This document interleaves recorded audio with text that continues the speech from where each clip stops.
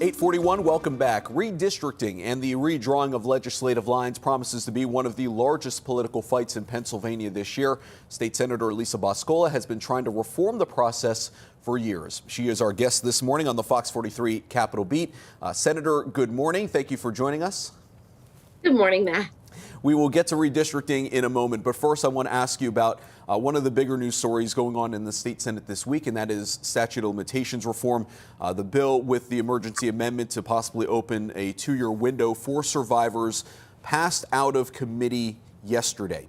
Is an emergency constitutional amendment the right way to go about doing this, and do you expect it to pass the Senate? Well, look, we passed this out of the Senate, well, the whole House of Representatives. The governor signed it. The problem was last year that they didn't publicize the constitutional amendment because the voters decide if there's going to be a 2-year window of statute of limitations. That's what this was all about, putting on the ballot for the people to decide. And they didn't publicize it, so now we have to go back and correct it.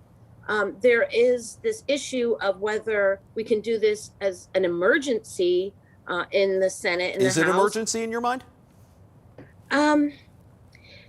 Yes and no. I mean, an emergency is like if we had a disaster coming into your community. But we look, someone failed.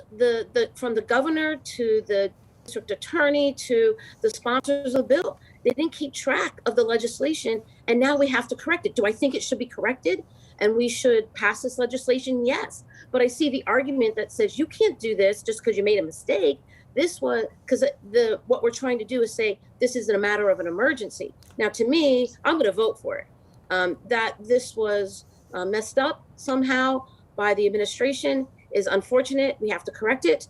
But I can see where the other side is like, well, we can only pass constitutional emergency legislation when it's an actual emergency. This was just a messed up way of handling. You believe it possibly sets a dangerous precedent?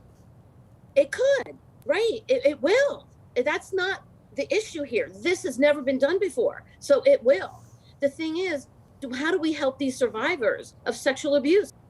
So maybe in some people's mind, this is an emergency. For them, the victims of abuse, it is an emergency. All right. So I want to move on to election reform. You're on a commission in the Senate which met this week. Where is there room for compromise when it comes to election reform? Well, it was interesting. We had a series of electors from every state, from Florida to Colorado to Utah, to say, how do their election systems work there? It's incredible, especially with the mail-in ballot. They have an incredible way of just organizing. Know that the mail-in ballot system works. It's convenient because it's all about the voter in these states. They want to see how the voters how they can participate more, and if it's safe and secure. And their elections on either all these states that weighed in said their elections are safe and secure. But we learned so much on the technology that's involved in making sure your elections, especially when you do a mail-in ballot, is safe and secure. We talked about drop boxes and making sure that there's security around those drop boxes. The technology that some of these states and counties use in these states is remarkable. And I've noticed the Republicans and the Democrats on the committee are trying to work together to say, yes, we can do some of this. And it looks like it is bipartisan. Are there situations where the Democrats might want to go a little bit further and the Republicans pull back? Sure, that happens sometimes. But we've got a lot more in common than we don't. I want to ask you about redistricting reform, and you've been trying to put together an independent commission for years now to redraw the lines. Why hasn't that concept gotten off the ground? Well, if you think about it, the legislature kind of controls this whole process, right? Redistricting. You have two redistricting processes. One is for congressional districting, where it's, and when we talk about the congressional maps, that's the legislature voting on a bill, right? So 10 years ago, when the House was when the House was Republican, the Senate was Republican, and the governor was Republican, the Democrats weren't even involved. They never showed a map to the Democrats before they passed it. So it became a real partisan issue, right? It always has been, but it became when you don't have divided government and one party controls the whole redistricting system, they just draw the maps in their favor, right? And it doesn't matter what party you're from. If one party controls the system, that's what they do. Now, in the Senate and the House, when we talk about our redistricting, it's 4 leaders in the House and the Senate. So they're the majority leader in the House and the Senate. Right, Democrat and that's kind of where I want to jump in, and I apologize for interrupting. But this year, Sure, the Democrats have a tiebreaker, so to speak, with Governor Wolf. Do you think Democrats will use that tiebreaker to their favor and draw the maps in their favor this year?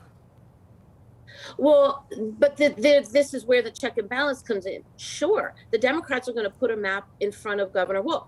The Republicans are going to put a map in front of Governor Wolf.